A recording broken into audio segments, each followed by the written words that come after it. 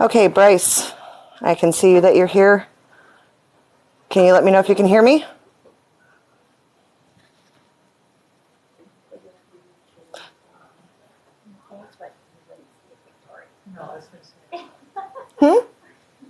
You wouldn't see that in the Victorian. Not really. Hey, Bryce, can you hear me? Perfect. Hi, everybody. Melinda with Museum of Mortality. I am here at the Burlington Library, and I've got quite a few people already in the room, just about ready to go. So, say hi, everybody. We're going to be doing TikTok Live as well as me doing the lecture here in the library. So, the entire world can basically join us. So, if I seem a little scatterbrained or nervous, that's why. Yeah. One of the wonderful things about TikTok is when you hit like 1,000 followers, you can go live and start doing live videos. And in order to be able to reach people, because everyone kept saying, well, how do I watch it? Do you record it? Can you do this? And I'm like, not yet. So we're doing live, and so I've got quite a few people already signed in. Hi, everybody. Quick thing to TikTok. I will not be able to see comments once I get started. I'm actually going to have to set the phone down. Thank you to my child for breaking my tripod this morning. I can't find the major clip to clip my phone, so I'm going to have to set it. But hopefully my mic will stay connected. I will not be able to respond to questions on TikTok because my phone's going to be too far away. So hopefully everything works okay. If it doesn't, I'm sorry. Can blame it on technical difficulties because I'm still new to this, okay? So thank you guys, everybody. I'm going to go ahead and set the phone down, and we're going to get started. And you guys are right next to my projector, so I hope it works. TikTok Live. And I'm going to go ahead and grab my notes. So we're going to give everybody just a couple of minutes. I've got some pictures scrolling on just in case we are missing anyone else. So my friend Deidre, who was just here, kind of chastised me last time that I came in and did something on Victorian surgery and wasn't dressed right. I was in my civvies. So, fine. Yeah, I like it. Looks great. Yeah, except I need to get an all-black skirt next time because I just dug this one out. I have all the fancy garb, but I was like, I don't have any maid gear. Oh, wait, my mom has pinafores. At 10:30 this morning, I'm talking to my mom on the phone who's like half asleep, and I'm like, hey, Mom, do you happen to know where your pinafores are? Are they at my store or are they at your house? And she goes, my what? You know, the apron thing that you used to wear to neighbor settlement. Oh, yeah, I think they're here. Hold on. She gets up and she goes and finds, she goes, why do I have two of them? Well, because you were volunteering several days a week, so you had one in the wash and one that you were wearing. Oh, okay, I'll put those in my bloomers downstairs for you. You can swing by and get them. I'm like, I'm not wearing your bloomers. Little too close for comfort for that one. I love you, but... So, anyways, we're going to give it a few more minutes. Camera's still holding up, thankfully. Hopefully everybody on TikTok in the world can hear me. But I guess we can go ahead and get started because I'm quite a chatterbox. That's one of the reasons why she started giving me 2 hours because I kept going over. Yes. Well, I also get a lot of great questions from the people that are here, so I don't mind talking. Because, I mean, if you come to my store, I will chat your ears off. He would know. He was lucky enough that I had to go get the kid, so he didn't have to talk to me very long before I was like, I gotta go get the kid. I love you. Sorry. But welcome to the Victorian Home. Now, my name is Melinda. I'm with the Museum of Mortality, starting right here in Burlington at this moment. Yeah, when we do the full museum, it's going to have to be closer to Milwaukee so I can get you around tourism. Also, square footage space, I'm looking at anywhere between 40,000 and 220,000 square feet. Burlington can't handle it, but the Burlington Library here has been nice enough to let me come in and start doing lectures and talks and whatnot, start getting used to really pitching my programs and the things that we want to teach within the museum and show within the museum. And now that I've hit 1,000 followers plus on TikTok, I'm able to go live, so a lot of people around the world can start listening in and listen to me ramble because that's what I have a tendency of doing.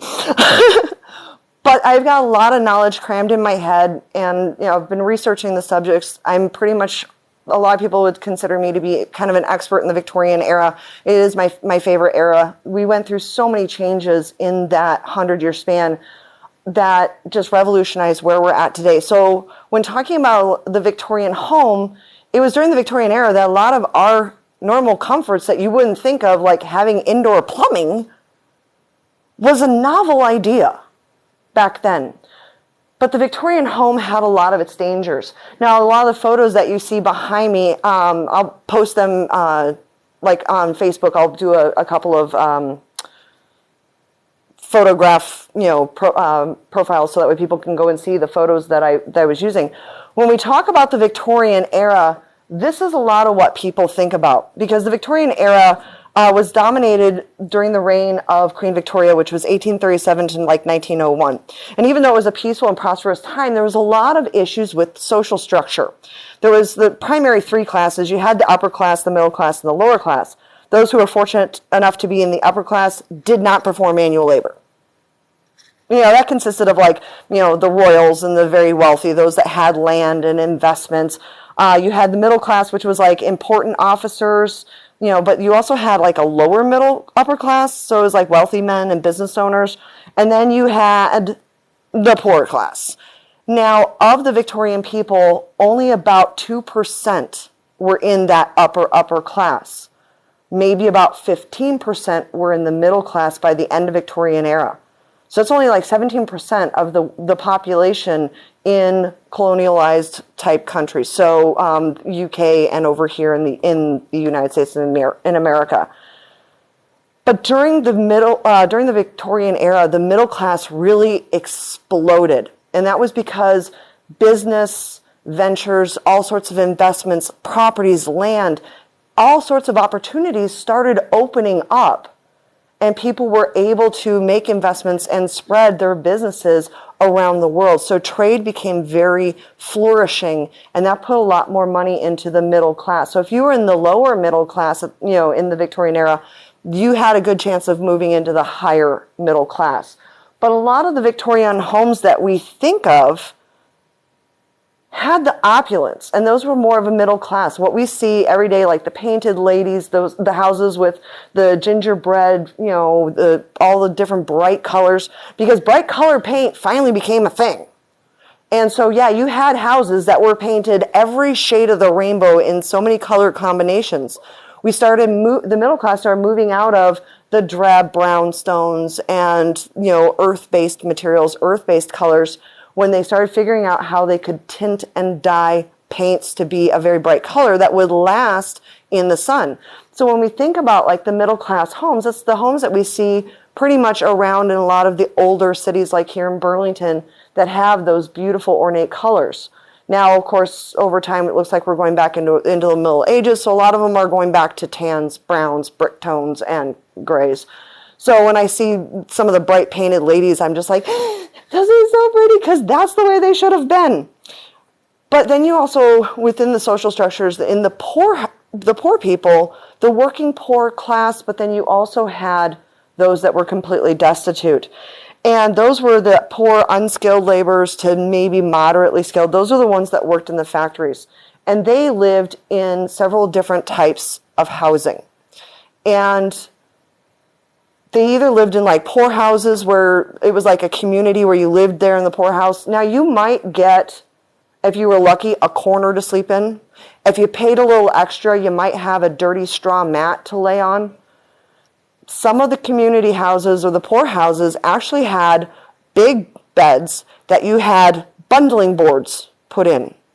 So between you and the person next to you, there was just a piece of board separating you out. Women would sleep on one side, men would sleep on the other. So that was a lot of like the housing situations that they lived in, that the more common people lived in. You also had, if you were lucky and you were like the working poor, you might be able to afford a one-room house or one-room apartment. So you and your entire family would end up living in this one room.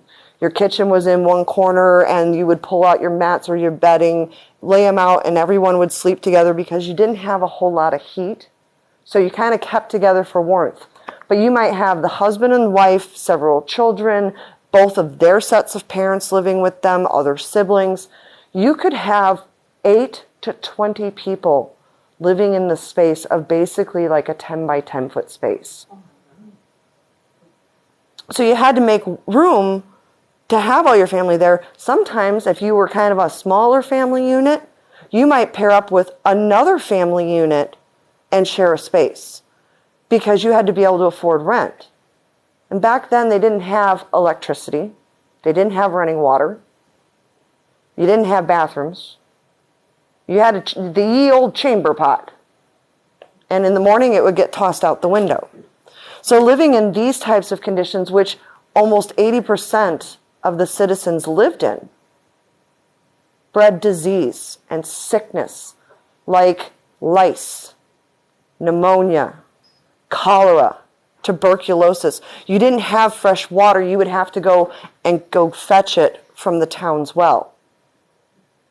And this spread to major cholera outbreaks because of the leaching of the human waste that was just tossed into, out the window, that would roll down and into the streets, into gutters that would leach into the drinking water supply for everyone else. Was this primarily just cities that this happened in, or small to medium-sized cities? A lot of people lived in the higher dense places in order to be able to get to work. If you were lucky enough to live on a farm, you had kind of like a lower middle class type house because you would have to have room for all of your farm hands. You'd have to have room for all of your kids because in the farm communities, you had to have as many babies as possible to help you on the farm because the bigger the farm you had, the more food that you and your family could eat. You had to have a lot of farmland in order to support the kids. So it's kind of one of those catch-22 circles. But even so, if you were out in the country, you might have had a cistern that was outside the house, so you'd still have to fetch your own water. You did have a less likelihood of catching the diseases like cholera and influenza, but you still had issues with lice and other types of body mites that would make you sick because you lived away from everyone else. But you would still live in such close quarters, and people really didn't bathe back then. Because you had to fetch the water, bring it in, warm it up, put it into a tub. Now, we get the term, don't throw the baby out with the bathwater, because it always started off on bath days, which, if you were lucky, was on Saturday, so you'd still be clean for Sunday to go to church. But you'd start with the cleanest one. So that was usually the mom, because she had to keep clean to keep everyone else clean. And then it went to the dirtiest person in the household. So if the father was a farm hand and he was probably pretty dirty, he was second to last because they considered babies to be the dirtiest. And you would all use the same water. If you were lucky, you'd refresh it with a small pot of water. So that's where we get the term, don't throw the baby out with the bathwater, is because by the time you got to the baby, you were lucky if you could see anything within the water as you're bathing the kid. And that also bred a lot of disease. So I think our bathrooms, even if they're small with a shower, are starting to sound real good right now, right? I know for me, it's like, I've got a 2-foot by 2-foot one down in my basement, and after putting all my notes together, I looked at that and went, wow, that's actually kind of glorious, even though I can't shave in it. I can barely fit under the spout. But as the wealth and the middle class started to boom, they started demanding better. They wanted to live more like the royals. They wanted to have the newest, greatest, best thing and invention out there. Because that showed wealth, that showed money. So you would want to have the most newest, expensive toys, right? Keeping up with the Johnsons. Did you know that they just put in a bathroom? It actually has flushing toilets, but nowhere for the water to go. But with the modern middle-class home, not only was there a lot of great inventions that eventually trickled down into the lower classes, like toilets, you also had a lot of disasters waiting to happen. And in this opulence, a lot of people really didn't care, because it was the newest and greatest thing. So some of the inventions and things that they had that started to come out was gas. Prior to the Victorian era, you were lucky if you actually had candles to be able to see. And we're primarily going to be talking about the middle class because you'll know about some things that finally passed down. But the middle class is the one where a lot of the inventions really came to be. They had the extra spending money with all their investments and shipping and things like that. So they were the ones sinking the money in. And then the royals were like, oh, I want that, but make it bigger. So most of the stuff that we're going to be talking about is going to be more in the middle class home. So during the Victorian era, major improvements in the fields of science and engineering led to a huge expansion in industry. And having previously been restricted to candlelight, firelight, and if you were lucky, you might be able to have a whole ton of candles. Candles were still expensive. It took a lot to make them. You finally had the introduction of a controlled light source. So factories, streets, shops, and eventually all houses could be lit on a scale that was previously unimaginable, extending the number of working hours in a day. Now, as a woman, you worked from sun up to sundown. Your work was never done. Basically, the men may come home, you still had to cook and clean, get the kids ready, and do all that stuff. Well, if you were working by candlelight, it made things hard. You had to do smaller projects. Well, now with the house being completely illuminated, you worked until you put the lights out at midnight to get up at 5 o'clock and do it all over again. It wasn't necessarily fun for us, but having lights that was a controlled source was unimaginable and a lot of fun. So experiments with gas began in the 18th century, but William Murdoch was the first to use gas on a large scale when he lit his house and his office in Cornwall. Eventually, he went on to light up his boss's places. He made sure that they had light first. But it was Albert Windsor who formed the Gas, Light, and Coke Company that began the largest company providing natural gas to the world. His success came despite, and maybe because of, some rather ludicrous initial claims. One such claim of his was that a room full of gas, when entered with a candle, will never inflame because it is intermixed with the air of the room, and that gas was more congenial to our lungs than air. Oh my God. Do you see where I'm going? Kind of deadly, right? During the Victorian era, there was two types of gas, coal and then natural. Coal gas was a rather lethal combination of hydrogen, methane, carbon monoxide, and sulfur. So not only was this highly flammable, but the occupants of any building with poor ventilation ran the risk of carbon monoxide poisoning. So it may have been the latest and greatest thing, and everyone was showing off their new gasoliers, not chandeliers, gasoliers. Can you imagine the smell? And all that soot building up in your walls, all that toxicity around you becoming highly flammable. And while the Victorians were known for their passion for copious amounts of drapery to keep the heat contained and the cold out, especially in the winter, tinderbox. A lot of people went, boom. Now that you had the natural gas, it didn't have much of a smell. And they were able to harness it for things like ovens, gas stoves. So now you had a new danger. If you weren't using coal gas and you were using more of a natural methane gas, you could hit those knobs and turn it on and you wouldn't know until somebody went to go strike a match to light a candle or light their pipe, and the whole house would go boom. Now, by the early 1900s, because of how many accidents that the natural gas had caused, this is one of the reasons why they decided to start putting a scent into it. And that's one of the reasons why it's so nasty when you turn on the gas, how you can smell like that rotten egg sulfury smell. They started adding that back into it because there was no safety devices to make sure that you were turning off your gas and you didn't just accidentally bump into it with your new stove or gas fireplace. But, I mean, with all of its drawbacks, you can see how the world would be much duller without it, because we didn't get electricity in homes until like the 1930s. So we basically, from about 1890s all the way up for about 40, 50 years, if you lived in the inner cities and suburbs, you relied heavily on gas in order to produce light and heat, because you still had to heat your boiler when we started using boiler heat. You still had the wood stoves, but you started moving over into things that were semi-dangerous. One of the biggest inventions of the Victorian era was the modern bathroom. And it had its own hidden dangers using gas as well. Indoor plumbing was one of the first things that really started to take off, but the first indoor plumbing here in the United States was actually for a hotel.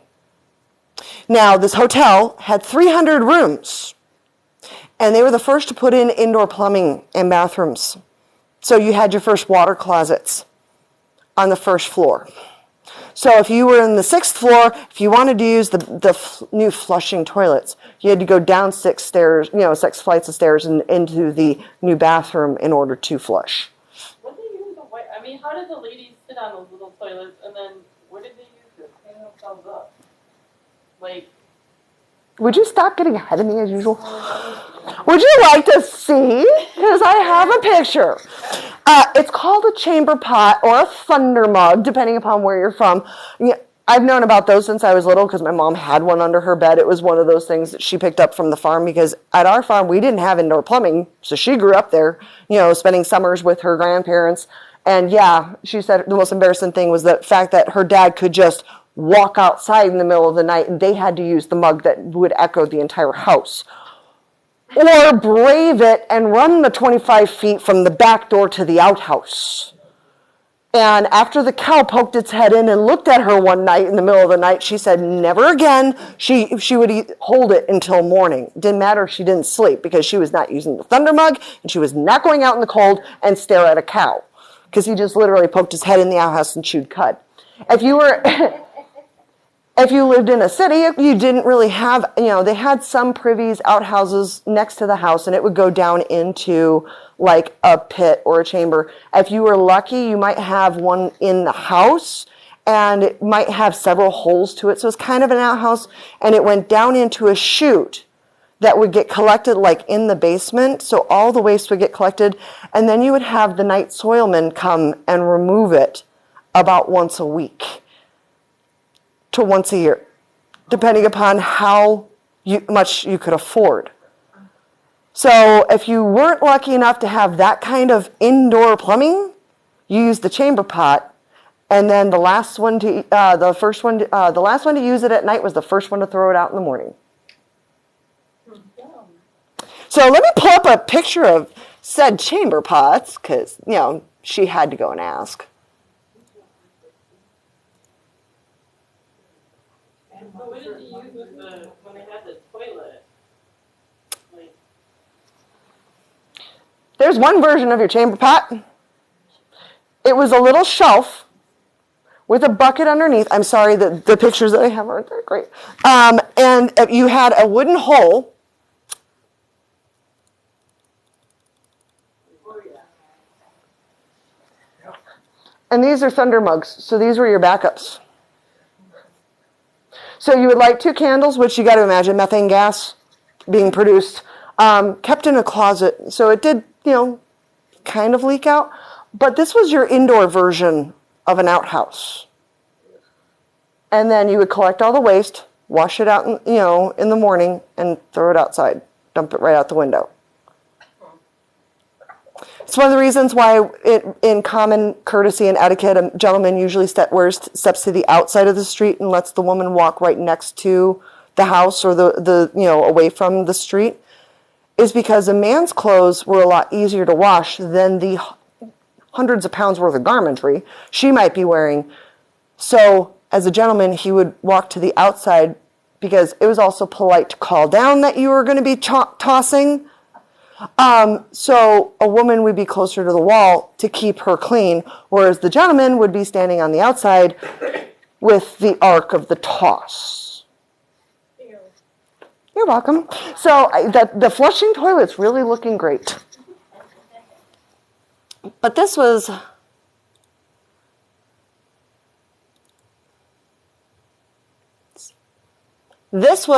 the height of opulence for a Victorian bathroom. You had everything contained in one. You had the hot box. you had a tub. Now, tubs had hot water because of the fact that you now had something with the natural gas. You had like a little boiler attached to water pipes. So when running water was able to be pumped into the house and they could pressurize it enough to get it to like a second story, then you had the loveliness of a heated tub. So you could have a warm bath. The problem with this is that there was no temperature regulation on it. So quite a few people might be sitting in their bath relaxing. And the coils would also be running like around the tub to keep it warm.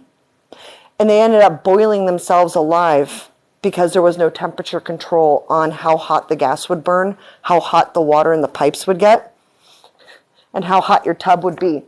But then you were lucky enough that you might have like 2 sinks, so you could actually wash your hands.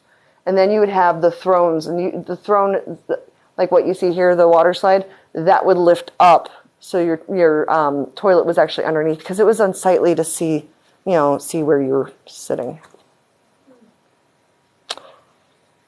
But this was one of the opulent things that you would, when you had enough money and you had piping and you could get fresh water pumped into your house, everyone wanted one of these. And if you wanted something a little more fancy,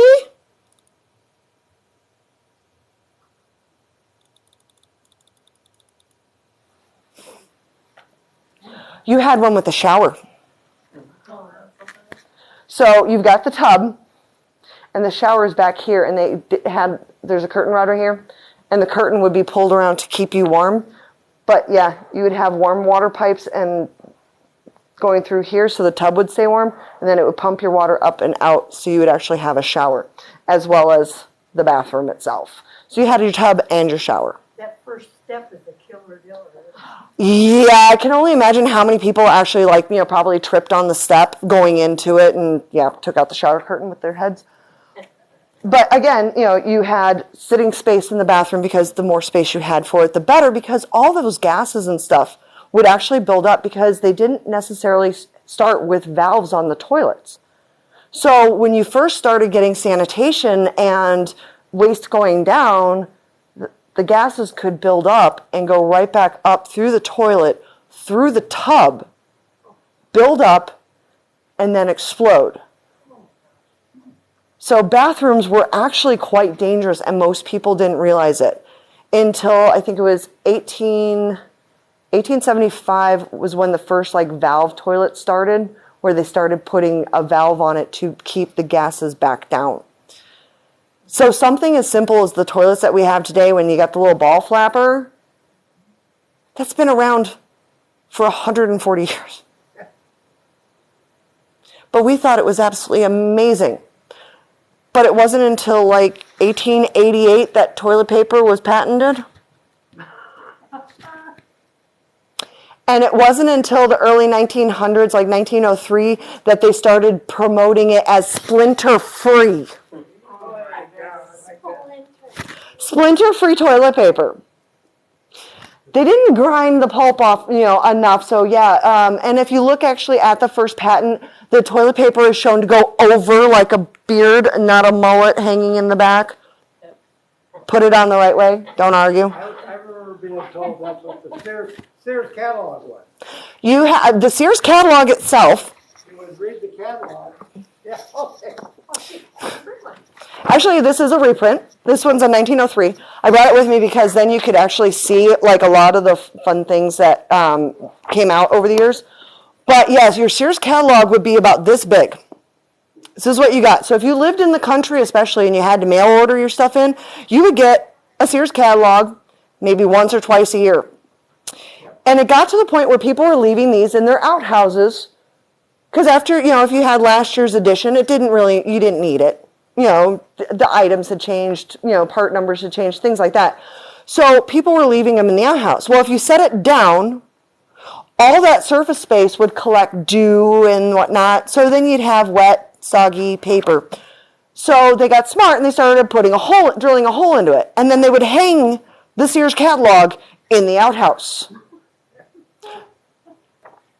Because this paper was nicer than what we had for toilet paper. This didn't have splinters.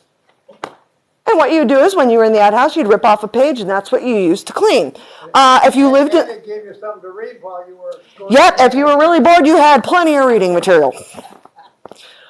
Now, if you lived in the country, you also had things like corn cobs. Yep. So when you put the corn through through the milling machine that would get all the kernels off of it, you would save the cobs because you could feed it to your pigs in the winter, your cows in the winter, or you could use it as, cleaning. Couldn't use it in your fireplace? Not really. Corn burns at a fairly low temperature, and it doesn't stick around enough. Once it's completely dried out, the corn cob itself doesn't give off enough heat for in the fireplace, and it doesn't work enough for tinder. It doesn't start very easy, but once it burns, it's like done. So they didn't use corn in the fireplace, but you used corn for a lot of other cleaning things, but also as a supplemental food source for a lot of your animals if you were going into a bit of a starvation period. Prior to the creation of splintering toilet paper, what did they use in the city for a rag? Nothing. If you were lucky, you had a rag or a sponge on a stick.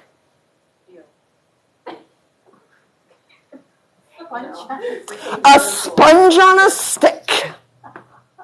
And actually, started with the Romans. The Romans had indoor plumbing, but they had community toilets. It was a communal thing, and so everything went down into a trough, and then the trough was repeatedly rinsed with buckets of water to keep it moving. So you didn't have a whole lot of sickness with that. But yeah, they had a communal sponge on a stick. That was in a bucket. So when you were done, you would reach, take the sponge out, clean yourself, and then put it back in the bucket. If you were a high-ranking military officer, one of the things of getting that new rank was you got your own sponge on a stick. That was an achievement in ancient Rome, was when you became an officer, a higher-ranking officer, you got your own sponge. One of the interesting things, I read a book about the Indians in Ecuador, and they were so shocked that the people who came there dug toilets because they always went in the stream because then you were naturally clean right away. And they couldn't figure why you would dig a hole. Yeah, there was a lot of places like Scotland, Ireland, and a lot of places. If you lived close enough to a river, that's where you went to do your business. If you had fresh flowing water, that's where you would sometimes go to do your business. But once it got to be too cold and things started to ice over, you wouldn't really want to freeze your tush in that cold water because then you had hypothermia, you had pneumonia, you had a lot of other issues. And during a lot of the lead up to the Victorian era, bathing was, basically from the Renaissance, 1600s to the 1800s, bathing really didn't happen, and especially in England, because it took a lot of wood to heat the water to take a warm bath. So you might do a PTA, and you might get a yearly bath in spring when the water was starting to warm up, and you could go, out, get some water from the river, and take a bath. So you didn't bathe as much. Or as often, most of the time it was, diddle your fingers, pat your face, maybe do a little, So, PTAs was the high thing. And so a lot of Renaissance women, when you see at the Ren Fair how women are wearing a ton of different skirts and the top one is usually supposed to be a lot nicer looking and it's always tucked up, it's to keep it out of the filth and the muck. Because then if you happen to be in the presence of the queen, you could pop your skirt and you looked presentable. And meanwhile, the garments underneath could rot out from underneath you. And so a lot of the not bathing thing really kept up until probably about the early 1800s. And if you lived in the inner city, you were lucky if you had a wash rag that you could do a little PTA and diddle with. If you were doing better off, you could afford enough wood to heat water, not for cooking, to do the bath, and that's why you had the small bathtub. So literally, it was not much bigger than a wash tub for doing, what you think for dishes, probably about 65 quarts, 65 quart tub, and the whole family would bathe in that same water. So you were still kind of dirty, you still didn't have the bathing and the cleanliness. If you were lucky enough to live in the country, you could go to the river and scrub down, and no matter how cold it got. there's a reason that all the cities that were founded in, let's say, the 1800s and so, including Burlington, were located by a river. Yep. Because they needed a river. To bring fresh water in. Yeah. And to have fresh water for people to bathe, drink, and whatnot, because you didn't have the sterilization. You had a lot of living, bacteria. You had cholera, and it was the community wells in England. 1863 is when they first started tracking cholera in England and tracking it back to wells. There's one of the books I just finished, The Ghost Map. And it talks about the quest for figuring out how cholera was started and tracing it back to its sources and finding that it was being contaminated because the water source was right near a pit where they were putting all the waste in from the houses. So that continued all the way into the inner cities. But yeah, the Sears Roebuck catalog, not only great for bathroom reading material, but it was better than wiping your butt with what we had for toilet paper because it was splinter-free. And when we finally got splinter-free toilet paper, everyone loved it. And that became a height of opulence, was that, oh, look, I have this pristine roll of toilet paper. Isn't it lovely? Now you're only allowed one sheet. Make the best of it. But indoor plumbing was one of the best things to ever happen that eventually did trickle down into the lower classes, and now it's expected. You wouldn't go and rent an apartment or anything if it didn't have a toilet and at least a shower and one sink in it. You have to have a bathroom for living, for living space. And that's one of the things that really propelled us forward in the height of the Victorian era. One of the other known things of the Victorian era was wallpaper. I mean, we could have splinter-free wallpaper, but we couldn't have splinter-free toilet paper. I don't understand. But wallpaper became the thing. So if you had a middle-class house, you had, you can kind of see it. You had floor-to-ceiling, garish wallpaper in the brightest colors you could get and as dense of a color pattern as possible. So you see a lot of like floral prints in Victorian wallpaper. Going back to upper class here. So like that one.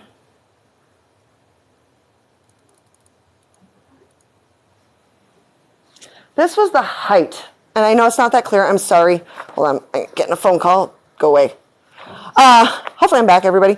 The height of Victorian era, you had floor-to-ceiling wallpaper. You had opulent colors. And one of the favorite colors, green. Shields green, a.k.a. arsenic green. Oh, great. So your wallpaper was probably deadly. And a lot of people, yeah. So with wallpaper, in order to get the Shields green, it was a combination of using arsenic in with the paints to get the bright colors. I did a whole lecture on the Victorians' love of deadly fashion, and that was one of the things that we really did spend a lot on was the arsenic greens. But a lot of people didn't realize that it didn't take a whole lot in order to poison small children. So any type of wallpaper that had it was still kind of toxic and deadly. But the worst wallpaper was when we could figure out how to flock it. Because now we had fibers stuck to the paper like velvet. So if you brushed up against that, not only did you knock the arsenic into the air, but you also fiberglass and other threads were put into the air that carried the arsenic with it. So, but wallpaper was expensive, and a lot of it, if you lived in the upper middle class and upper classes, your wallpaper was hand painted. And then when the printing presses that they figured out how to be able to do a continuous roll of paper, besides doing like a 25-foot piece and doing a big stamp after stamp after stamp, so kind of like a printing press or a linoleum stamp, They would do that, but then when they finally created in 1880s the big print press that could do it, they could do over 100 feet straight at a time. And they'd have to run it through the machine a couple times, changing out the ink, changing out the placement of the pattern in order to do offsetting and stuff like that. But wallpaper was to be seen as the cream of the crop. If you could have your entire house wallpapered from floor to ceiling, you had money. And then they had all the big wood trim and the crown molding and the chair rail molding and the drapes. Drapes were everything in the Victorian era. Here's a nice big green bed.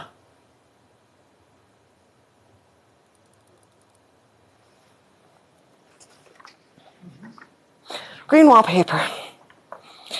So not only could your house catch on fire from all the gas, and you could get sick from carbon monoxide and methane from the toilets, now you had arsenic. But during the Victorian era, children started to be seen as individuals, not just, things that you needed to help work the farm, especially if you're in the middle class.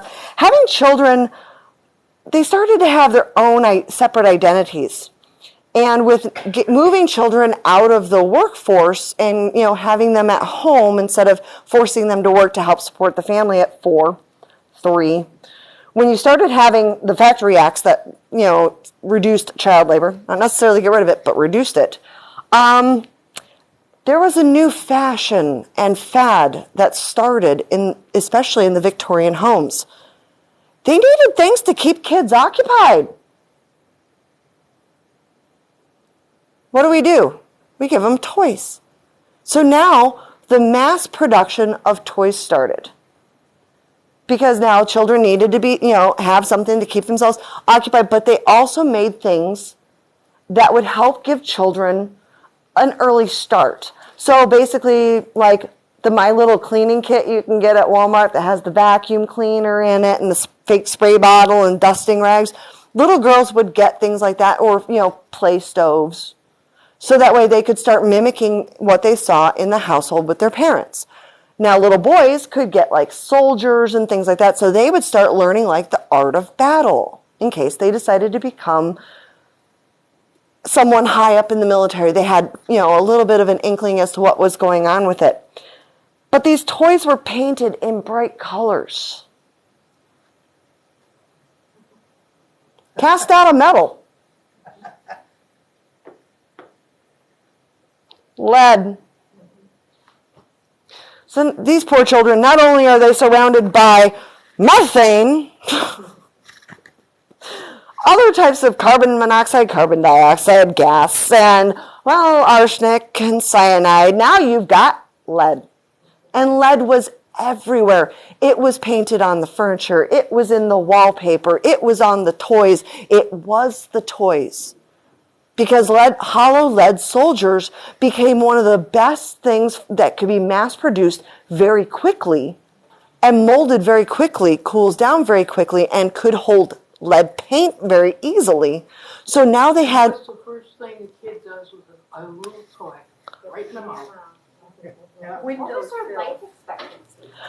You were lucky if you made it to infancy. Then it was almost exponentially for every 6 months to a year afterwards. Your life expectancy was, if you were lucky to make it to the next mile, if you were lucky. So a lot of children, basically you had like a 1 in 25 chance of making it through childhood. You had about a 1 in 25 chance if you were middle class. If you were in the lower class, you were like 1 in 10, if that. And a lot of it we kind of knew. They kind of knew lead was a poison. They knew, but it worked. And why change anything that works, right? So unfortunately, it made things cheap. It made it quick to be able to do and mold and paint. And we kept doing it. Capitalism and consumerism. Now... A lot of people think, in the Victorian life, you know, you had gas. Well, what about electricity? Because we all talk about how electricity started and how, you know, Thomas Edison and the light bulb. Well, unfortunately, though, we didn't really hit electricity as being the light source or the power source for the house really until the 1930s. So it wasn't necessarily in the Victorian era. We primarily survived basically off of the gas lighting. So if you put all that together with everything else going on in the house and home, electricity became one of the worst dangers post-Victorian. Because if you were lucky, you got one cord that was run into the house, dropped into a central room, and then you would plug and daisy chain everything off of that. So I know it's a little bit outside the Victorian home, but if you already had piping for gas coming in, they could easily run the wire. And it started as knob and tube wiring, so it was a cloth-covered wire. You know, a lot of houses still in Burlington have it. I actually have a section in my house that's still knob and tube, and I gotta get rid of it. Mom won't let me play with the 440 though. She might let me do the 220s, but yeah, she likes to stand guard. 110, no problem. I'm also one of the weird ones that volunteered to stand on top of a Tesla coil and shoot lightning bolts out of my fingers as a stunt woman. So I'm insane. We know this. And that's why I said I can keep rambling on forever because I have a lot of fun things. But it wasn't until 1882 that the light bulb was first created. And then as power started to move into the house, sparks would happen. So if you were still using a combination of gas and whatnot, sparks could take out the house. Because then you had a lot of the other things going along with all the other toxic chemicals in your house that made a lot of the middle class houses a tinderbox. Now, one of the cool things was the start of cellulose.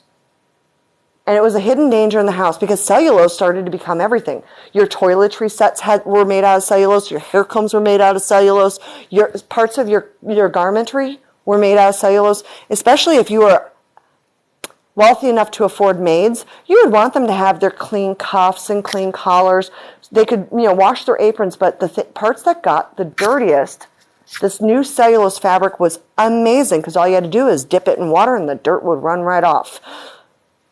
If you got too close to the fire, it might go poof.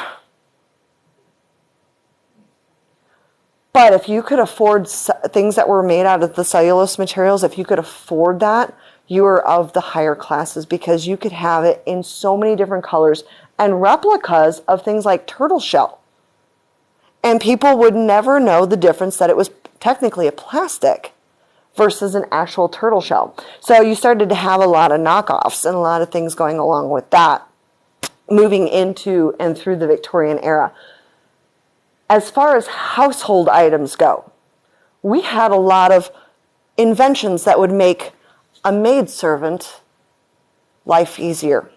So, not only did you have things going on in the house, but you had a servant. You had a lot of choices. Do. And one of the fun things was, at least once a week when the weather was nice, we had to drag all those rugs out and beat them with a stick. If we were lucky, we got one of those woven metal things called a rug beater. And you would hang it up and you would have to wail on it to knock all the dirt, dust, and debris. So when the vacuum cleaner became a thing, it saved hours of cleaning. Hours of cleaning. Now, it started off as a pump, push, pull vacuum. If you've ever seen the movie My Fair Lady, when they're talking about poor Professor Higgins, you see one of them in the background using a pull vacuum, sucking up the debris in the back corner of the song on the stairwell. Vacuums were amazing. And we still use them today. And a lot of people go, well, what about like the iron and things like that? Well, the iron really hasn't changed. The one that we use our clothes, the iron itself really hasn't changed in 400, 500 years. It started off basically a big piece of metal with a handle on it that you would put in on top of a hot surface like a stove to heat it up to help iron your clothing.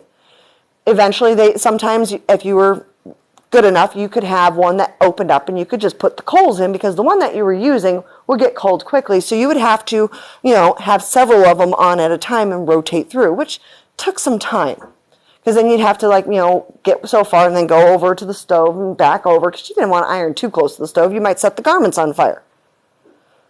If you were lucky, you could put a couple of coals into the iron and keep going.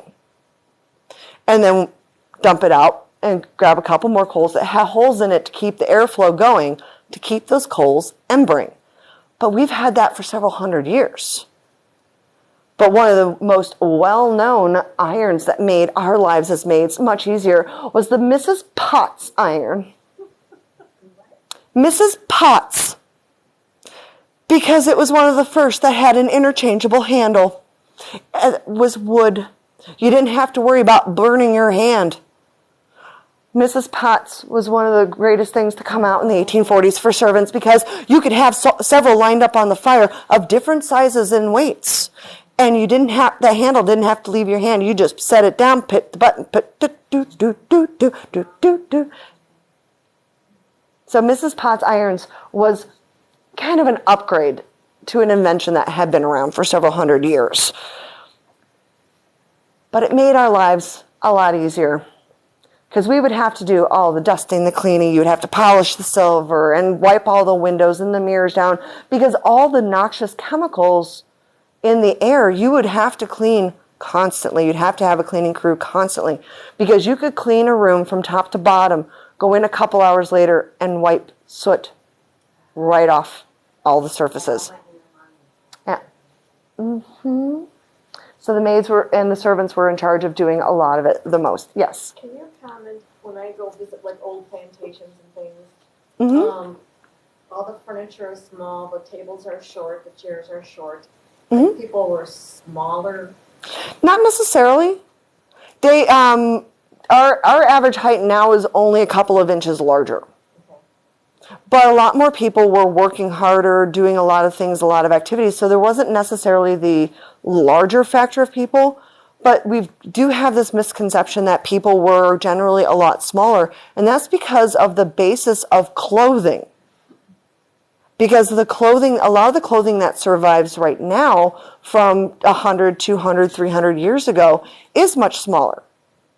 And that's because you would use your fabric over and over and over. So you'd start with the largest dress, and then it would get passed down to the next person. It would get passed down, so you might tailor it in, tailor it in, tailor it in, tailor it in. So by the time it ended its life with being, a garment of a child, it was a lot smaller, or it was too small to be reused for anyone else in the family. So like somebody who was like a 00. So a lot of the misconception, chairs were built smaller, a little bit shorter, because they didn't think that height was good. Being up too high was a danger. So being closer to the ground, lower to the ground. And also with women, if, high Victorian era, when you had the big bustles, you needed a short chair. Why? Because you had to get the bustle over it. So a lot of chairs and stuff were built smaller, because you didn't necessarily fully sit in it like a throne, but you would kind of perch on it. The bed seemed shorter and smaller. To save on space and warmth and materials. Because if you lived in middle class, if you were lucky, you could have your mattress restuffed with straw every couple of years. That bed's big. That bed is like a throne for most people. And actually, it's only about the size of a double. But in order to save on warmth, you pretty much needed to cuddle with, if you were sleeping together with somebody in bed, like, husband and wife, you would want to cuddle up with them to save on heat and to save on space. So you might have a bed like this, or bed this size in like a lower middle class house, and the whole family would be in it at the same time to save space and save on heat and body heat. In England, you see a lot like Scrooge with Albert Finney in it, and he's got the curtains all the way around. And that was basically almost in essence to create a hot box to keep you warm, especially in the middle of winter. I was told that the reason that they had the tops of the bed was to catch the bugs. Canopies? Yeah, it was also to keep the bugs out. Yep. You want, because, we still eat how many spiders a year in our sleep? Don't answer that TikTok. I don't need to know. But needless to say, a lot of times you did drape, to keep bugs out. Like if you were somewhere like down south, you had the netting to keep mosquitoes and stuff out because that reduced malaria. So a lot of canopies were to keep bugs from landing on you, and you have the mice, rodents.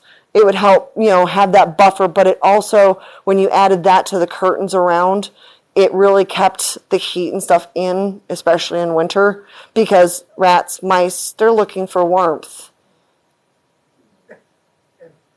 You look like a prime candidate for a heating pillow. So, it was one of those things that if you could afford to have your house kept or your room kept in a good temperature, you could forego the curtains around your bed. Now, one of the things with the Victorian era was the ability to get food and pre-made food quickly. As a middle class or lower middle class and under, you primarily had to make all your stuff from scratch. So one day would be bread day, and you would make all the breads for the week. So especially if you lived on a farm, one day was bread day, and you would have to make all the bread to carry you and all of your employees, your crew, your family through for the next week. You rotated. So this day would be meat processing. This day would be this day would be that. Well, with the Victorian era, especially if you lived in cities, you had a baker where you could go and get your bread at any time. Save time for the household, and save time for the servants to be able to just go and buy bread.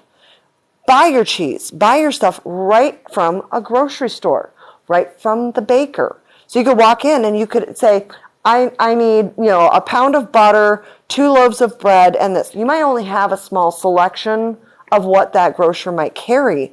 But one of the things was modern grocery stores and a general store got its start during the Victorian era. So it carried a little bit of everything, but they were also where the Sears Catalog would ship to. So you could order things in. So it made a lot of modern advancements. You could get the latest and greatest products because all you had to do is go talk to your local store and go, so has anything else come out? I need something for this or I need something for that. But also with modern shopping came modern issues like food adulteration. And it was the Victorian era where adulterated food was at its highest.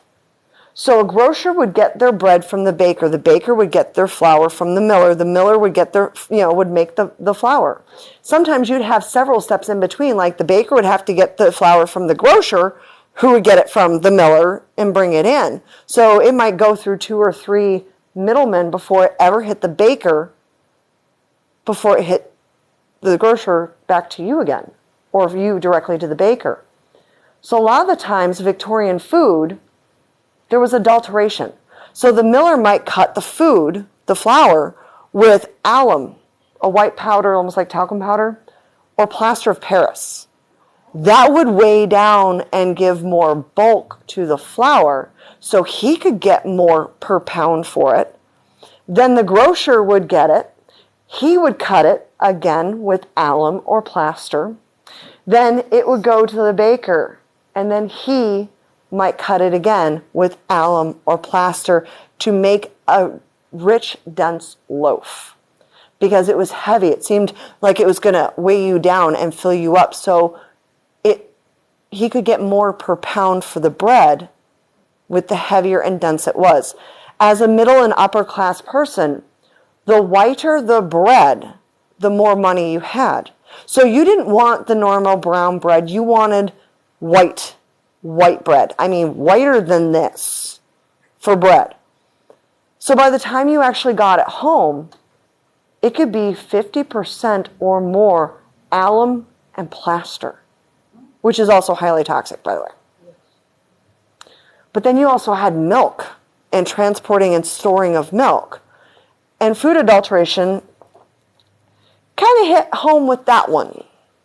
Because if the milk started to spoil, a couple of drops of formaldehyde would get rid of the scent and the taste and make it taste sweet. If your butter started to turn, a little bit of formaldehyde mixed into that made it nice and sweet again. So food adulteration, unfortunately, became a major part of Victorian society. So a lot of the nutrition that they should have been getting for their food If you lived in the middle and upper classes, if it wasn't done in-house, most likely it wasn't what you were actually supposed to be eating in the first place. But you also had things like bovine tuberculosis and other issues that, that caused deformities in children because of Victorian milk. They didn't have it. So pasteurization, thank you, Louis Pasteur. Because of pasteurization, we started to have this change where you could get and keep fresh milk, cheese, formula for babies.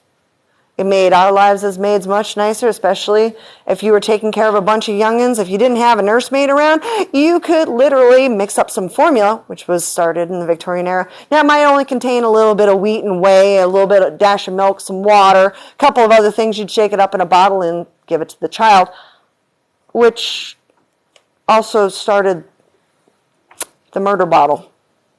Now, the murder bottle was a glass bottle in the shape kind of like a banjo. It had like a little spigot on it. Yeah, go to sleep. It has spigot on it. And when we started to vulcanize rubber, they created a rubber stopper and a rubber tube. So with children, you could mix up formula or give them milk, set it up on a shelf, and give them the tube, and they could suck on it. Now, in ladies' home journals, that told, that it was great for the working mom. Why? Because you didn't have to spend hours feeding your children. You could easily give them a bottle. And it revolutionized the maid industry because now we didn't have to spend so much time nursing children, that we could spend more time cleaning and doing the things that they wanted us doing. But the rubber itself held on to the bacteria. And they became known as murder bottles because in the ladies' home journals, it was recommended maybe we wash them about once a week. Just give them a rinse. They'll be fine. And that was for the glass bottle part. It wasn't for the tube. But now we had the start of baby formula. We had the start of baby bottles. And I actually have a murder bottle over at my store in the cabinet for the museum. And we had so many other advancements to make our lives easier, all because of the Victorian era. A lot of people ended up suffering because of it, and death was prominent. But the way we live our lives now is because of that 100-year span from 1850s to 1950s, and the height of the Victorian era and how it really moved us forward. Then with the start of the Great Depression, we did see a lot of great migration into cities again, and then we started having issues with sanitation and things like that. But we had already been through it. We understood it, so we could really, again, move forward as a society, and we didn't have the issues. Now you had building codes. Now that was one of the things in the Victorian era, that you didn't really have building codes. As a maid or a servant, your life was treacherous. Why? The stairs.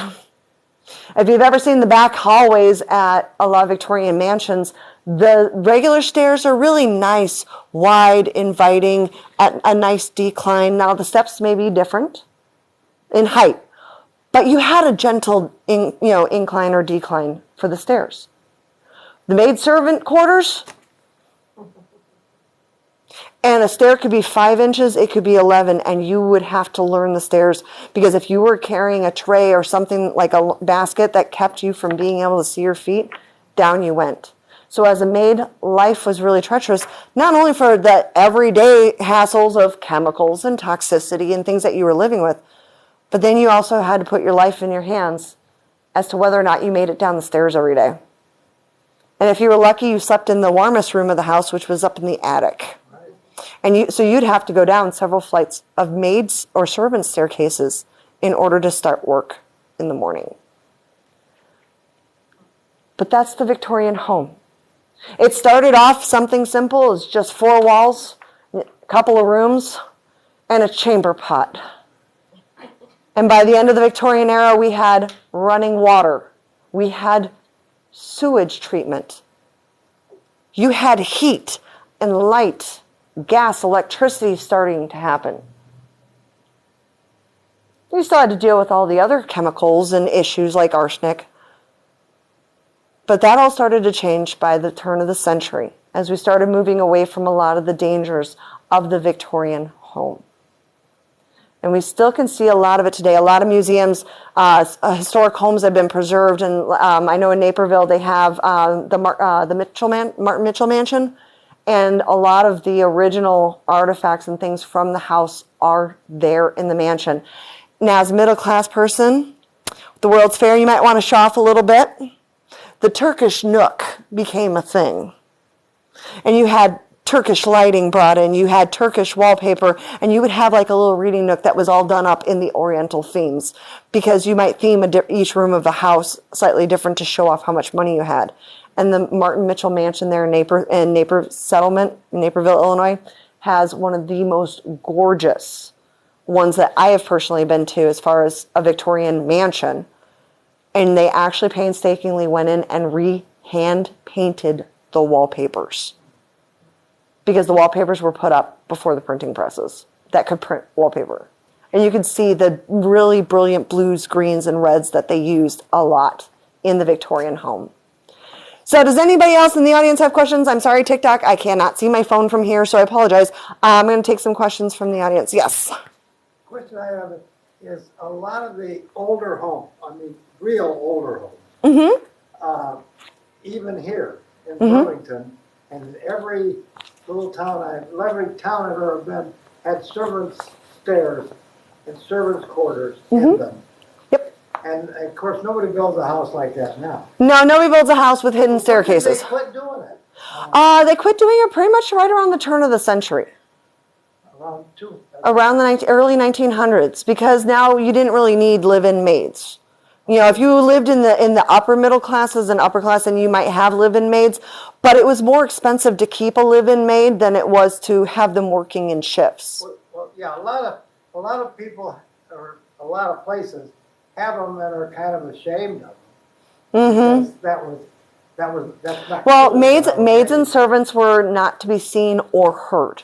They were supposed to be able to appear in a room at the push of a button or the ring of a bell and have one of them right there. So using a lot of the back hallways and stuff, using the back staircases, they weren't seen, they weren't heard. You could move silently between walls, between rooms to just appear at your basically your owner's request. The other thing, and I just thought of it just now because I was driving along along Browns Lake by the golf course, is it used to be they had chauffeurs, and there were in the garage.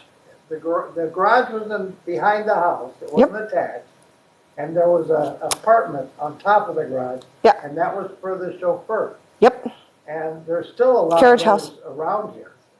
A lot of garages like that. Yep, that had the carriage house where you had, so if you had a horse and buggy, your horse and buggy would be kept there, and then you'd have the person who was in charge of it, in charge of your livery, would live upstairs in like a servant's quarters. But what you didn't mention was they didn't have closets.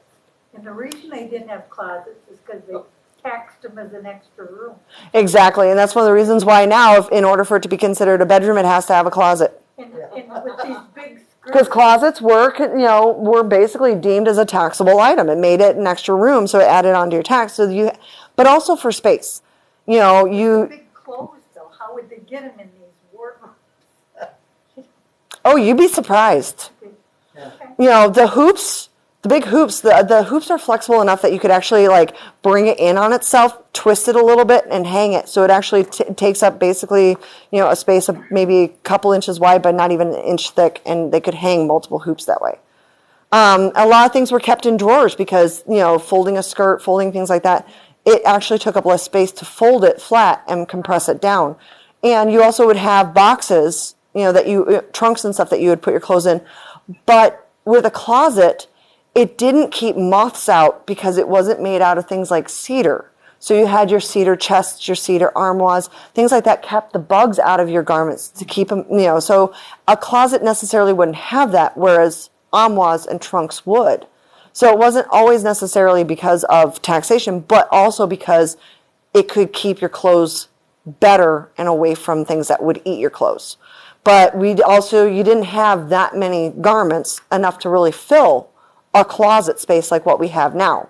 A lot of your clothes you would, basically wear every day. You might have 1 or 2 sets to change over, and that was like middle class. You had your opulent dresses, but a lot of the times, you would wear it once or twice, and then it would go to somebody else. They'd have it tailored and modified and changed, because you didn't want to be, especially if you were upper class, to be seen in the same outfit twice at a ball gown, in a ball gown, the same one twice was just unheard of. But the base garment might be the same, and you might just change out the trim and things like that. So you didn't really change out clothing as much until about 1910, when you got rid of all the bulky undergarments, when you got rid of the when you started to get rid of the corsets, 1907, to 1910, when the corsets started to become more minimal again. You really didn't have the big undergarments. You didn't have the big bulk of a lot of your clothing. How long did they wear like something in a row? Like now you change your clothes every day. Depended upon how often you wanted to wash it. Depended upon the season. They wore aprons to keep the dirt off. This is called a pinafore because it was actually pinned with safety pins. I think 1837 was when safety pins were invented. About people being sewn into their clothes. Yeah. Sometimes if it was something like that, but most of that's a myth. When you were getting buried, your clothes might get turned into the burial sack, the burial shroud. No, So I mean like their clothes that they wear, their underwear. No. No, I've actually. People, unfortunately, that's actually more. No, it's one of the common myths about being sewn into your underwear. That wasn't true. No, because you'd have to be able to change it for the for the seasons out, and so. But yeah, your undergarments, like especially if you're poor class, you didn't change your clothes, you didn't wash your clothes, so your garments would actually rot out away from your skin. And if it got to be too bad and you could finally afford a new pair of underwear, put it on. Bloomers or a chemise for a woman. For a man it might be like the drop butt long johns. Minors were very those were some of the things that we see a lot now for minors is the whole drop butt long underwear. But you might end up wearing that year round, depending upon where you lived and how cold it was. But, you didn't really get sewn into your garments because garments were so expensive, and that would be so form fit that you wouldn't be able to get out of it and do, the normal things like for a woman nursing, having children, you had to change your garments for that. Men, most of the time, they were just too lazy. Yeah, why bother? I'm dirty anyways. I'll just, keep it on. If you were a single man and you couldn't afford to have a laundry service, a lot of the times you didn't wash your clothes because that was a woman's work. So, any other questions? You're retired. You're free. Yes. Well, thank you very much. Again, hi TikTok. Sorry I was not able to answer questions. If you have any questions, feel free to shoot me through here on TikTok. I also have YouTube. I have Instagram and Facebook for the museumofmortality.org. Feel free to shoot me questions, and I will be doing follow-up videos and things, answering those from here on out. So hopefully we can do this again soon. I got to come up with more lecture ideas. If you guys have any in my audience here in Burlington, you let me know, because I got a lot of things in my head. It's just whether or not I get them on paper is a different story. What was what one did you say that you did before this one? How do I get out of this? Hold on 1 second. Bye. 1877, I believe. Somebody call her.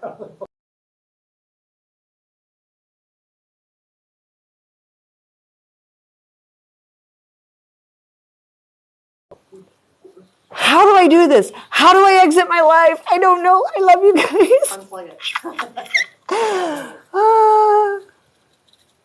I don't know. I gotta figure this out. There we go.